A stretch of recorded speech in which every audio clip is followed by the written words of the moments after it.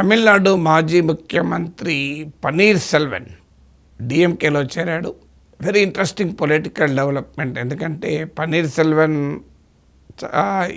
ఏడీఎంకేలో జయలలితకు అత్యంత సన్నిహితుడిగా ఉంటూ వచ్చాడు. The greatest loyalist.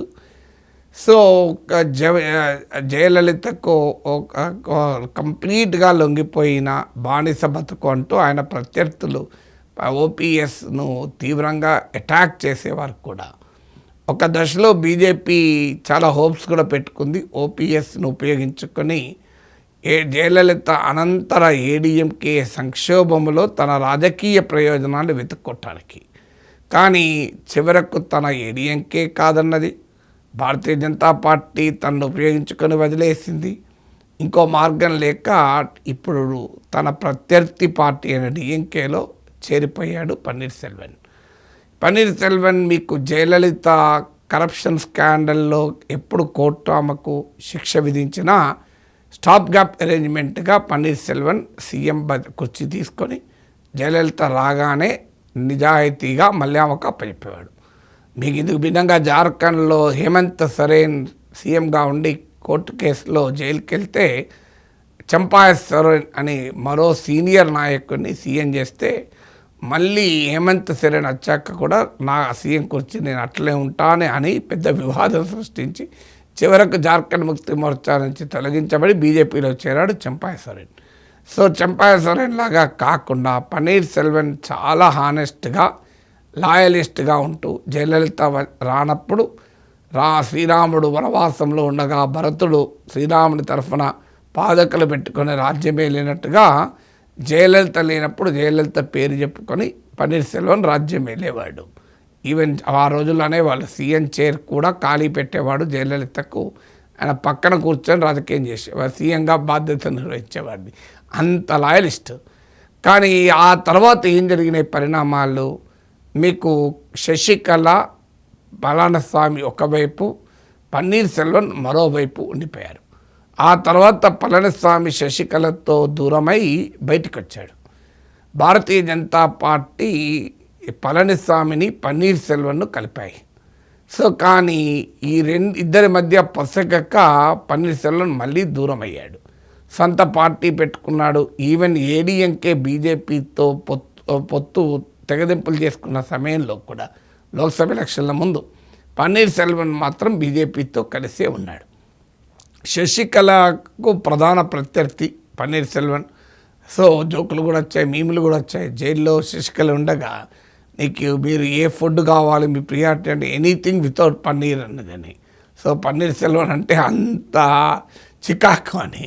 సో ఆ స్థాయిలో శశికళకు వ్యతిరేకంగా ఉండే తర్వాత పళనిస్వామి కూడా తనకు ఏడీఎంకేలో ఒక పెద్ద పోటీ అని పన్నీర్ సెల్వన్ కంప్లీట్గా దూరం పెట్టాడు. సో తర్వాత ఏడీఎంకేలోకి మళ్ళీ వస్తానని పన్నీర్ సెల్వన్ ఎంత ప్రయత్నాలు చేసినా పళనిస్వామి అంగీకరించలేదు. ఒక దశలో బీజేపీ నాయకత్వాన్ని కూడా ఉపయోగించాడు. బీజేపీ కూడా పళనిస్వామికి నచ్చజెప్పేలా చూసింది కూడా. మీరు ఎలా చేయండి, పన్నీర్ సెల్వన్ను డిఎంకేను నాయకత్వంలోని కూటమిని ఎదుర్కోవటానికి అందరినీ కలపాలి అని బీజేపీ చేసిన పళనిస్వామి మాత్రం చాలా సీరియస్గా no way, no entry to Panneer Selvam, no entry to OPS అంటూ ఈపీఎస్ భీష్మించుకొని కూర్చున్నాడు. ఎందుకంటే ఈపీఎస్ భయం ఏంటంటే మీకు పన్నీర్ సెల్వన్ వస్తే ఏడీఎంకేలో మరో పవర్ సెంటర్ క్రియేట్ అవుతుంది అని. సో ప్రాంతీయ పార్టీలు ఎలా ఉంటారు, ఇంకెవడు నాయకుడు ఉండకూడదు తాను తప్ప. సో శశికళ పక్కకు పోయింది, ఓపీఎస్ కూడా పక్క ఉంటే ఏడీఎంకే మొత్తం పళనిస్వామి నాయకత్వంలో ఉంటుంది అని. సో రెండు కత్తులు ఒకే ఒరిలో ఇమడో అంటారు కదా. సో అదే జరిగింది. పన్నీర్ సెల్వన్ ఎంట్రీని అంగీకరించలే. చివరకు పన్నీర్ సెల్వన్ ప్రైమ్ మినిస్టర్ని కలిసి అమిత్ షాను కలిసి తన గోడు చెప్పుకుందాం అని చూస్తే బీజేపీ సింప్లీ అపాయింట్మెంట్ కూడా ఇవ్వలే. అప్పటిదాకా పన్నీర్ సెల్వన్ ఉపయోగించుకొని తమిళనాడులో రాజకీయం జరుపుదామని అన్ని రకాలుగా మీకు ప్రయత్నించి జయలలిత మరణానంతరం శశికళ ఏడీఎంకే లెజిస్లేచర్ పార్టీ నాయకురాలుగా ఎన్నికైతే శశికళను సీఎం కాకుండా చూసేందుకు మహారాష్ట్ర గవర్నర్, అప్పుడు ఇన్ఛార్జ్ గవర్నర్గా తమిళనాడుకు ఉంటే చెన్నై కూడా 10 రోజుల దాకా రాలే. ఈలోగా శశికళ పైన కోర్టు అవినీతి కేసులో శిక్ష విధించింది. ఆమె అనర్హత పడింది ఆమె పైన ముఖ్యమంత్రి కాకుండా. సో అలా పన్నీర్ సెల్వన్ను నిలబెట్టి తన రాజకీయ ప్రయోజనాలు పొందాలని చూసింది. సో తర్వాత క్రమంలో అంతగా బీజేపీ పన్నీర్ సెల్వంతో లాభం లేదనుకున్న తర్వాత పళనిస్వామిని దగ్గరికి తీసి పళనిస్వామి నాయకత్వంలో ఏడీఎంకేతో బీజేపీ కలిసింది. కానీ తానను పళనిస్వామి ఎంటర్ కానివ్వకపోతే వెళ్ళి మోడీకి అమిత్ షాకు చెప్పుకోవాలని చూస్తే అసలు వాళ్ళు అపాయింట్మెంట్ కూడా ఇవ్వలేదు. అంటే బీజేపీ నాయకుల్ని అవసరం ఉన్నప్పుడు ఎలా ఉపయోగించుకుంటుంది, అవసరం లేకపోతే ఎలా దూరం పెడుతుంది అన్నదానికి ఓపీఎస్ ఒక చక్కటి ఉదాహరణ. ఎందుకంటే ఈపీఎస్ ఏడీఎంకేలో బలపడ్డాడు. ఈపీఎస్ ఈజ్ మోర్ యూస్ఫుల్ అని బీజేపీ భావించింది.